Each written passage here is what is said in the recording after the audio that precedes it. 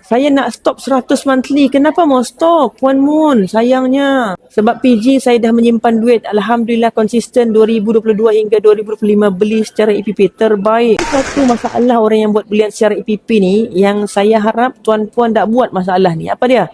Orang buat belian EPP ni, dia beli EPP, dia lock harga, dia menabung setiap bulan selama 10 bulan. Ramai orang lepas habis tempoh dia beli 10 bulan ataupun 6 bulan tu, dia berhenti.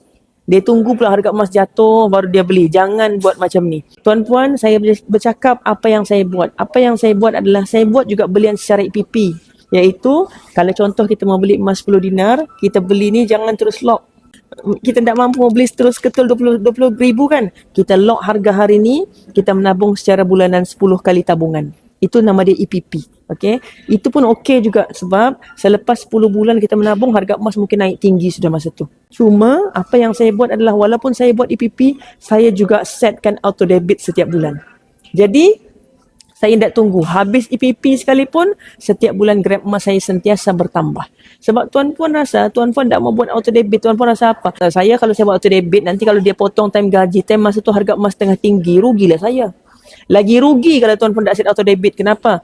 Otak kacau, mau kena key in username password, penat, salah key in lagi, nanti terguna duit tu.